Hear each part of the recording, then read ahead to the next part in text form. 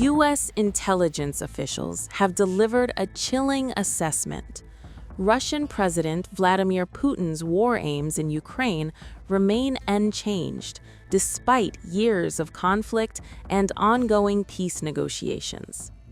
According to multiple U.S. sources, Moscow's objectives still go beyond a frozen frontline, pointing to ambitions to capture all of Ukraine and even reclaim territories from the former Soviet sphere. These classified assessments, circulating within Washington's intelligence community, paint a picture of a Kremlin leader undaunted and unwavering, holding fast to goals that have shaped Europe's bloodiest war in decades. Our colleagues in Washington, citing sources within American intelligence, have published quite an extensive report about the supposedly existing plans of the Russian president, for restoring the Soviet Empire, attacking Eastern European countries, and reestablishing the Soviet Union's sphere of influence in Europe, essentially. So have you had the opportunity to review this material, and how would you be able to comment on these particular assertions made by the sources? First of all, we don't know how reliable they are. That's the first thing. We have indeed seen some scattered reports regarding this, but even if this were to correspond to reality, then it would fall into the category of a situation where intelligence makes some erroneous reasonings, investigations, and conclusions. This absolutely does not correspond to reality. But Moscow has struck back with fury.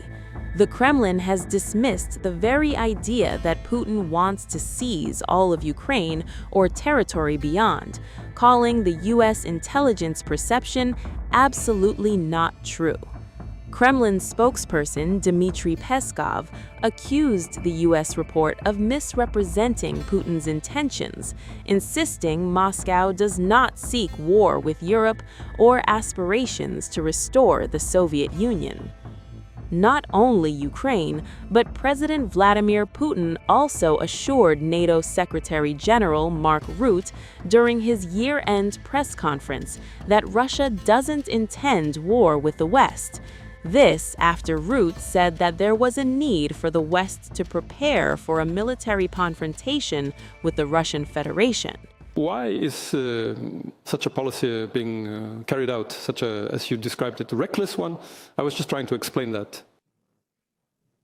In response to the question from your colleague at the BBC.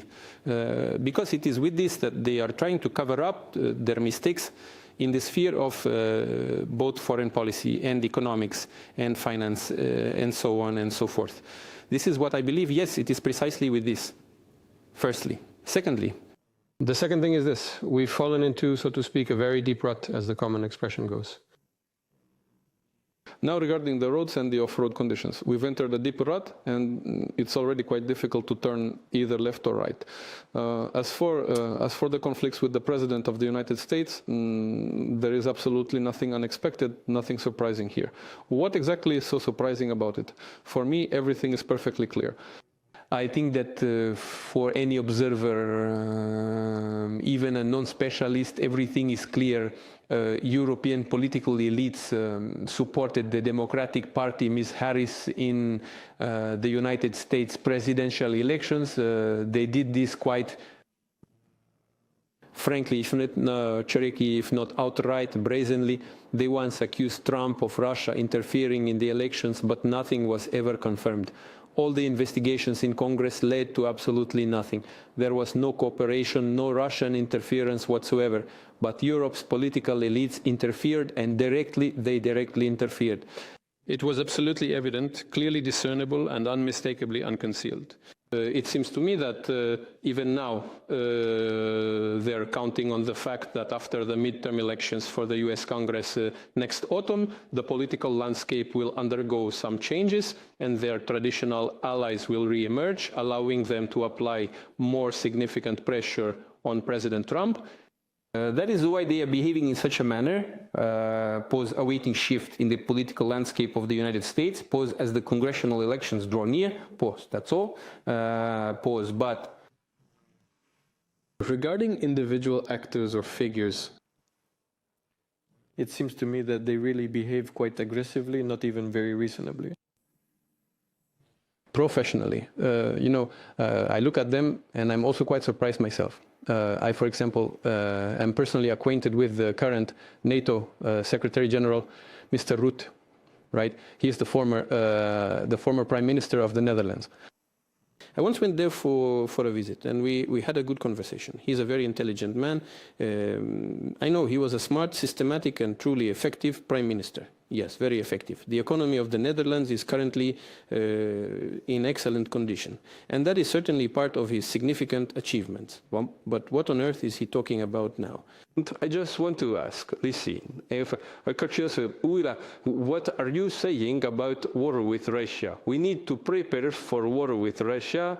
They want to prepare for war with Russia. Well, can you even read the new US national security strategy? What does it say? The US, I'd like to point out, is a key NATO player. The US is NATO's founder, its chief sponsor. All main funds come from the US, both money, military technology, weapons, and ammunition.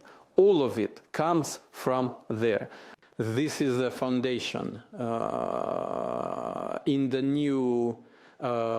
new security strategy, NATO's national security strategy. Russia is not designated as an enemy, a designated adversary, as a target, a direct and undeniable target. No? And the NATO Secretary General, he is quite openly preparing us for a full-scale war, a direct confrontation. What in the world is this? Well, can you even read? How can you possibly be aiming NATO at a war with Russia if the leading nation of NATO itself doesn't consider us an adversary or an enemy? It's simply, I don't even know how to put it. The level of professional training for this role is inadequate. You need to be attentive to your responsibilities and look around. This applies not only to the Secretary General, but also to many others. Of the Western leaders. Even as peace talks continue, the question lingers. Is Putin's long-term strategy about dominating all of Ukraine and possibly more? Or is this all a misreading of intentions amid the fog of war? As diplomats debate and negotiators gather around the table, the world watches, uncertain, uneasy, and on edge. Because in a war defined by contested narratives, the truth itself has become a front line.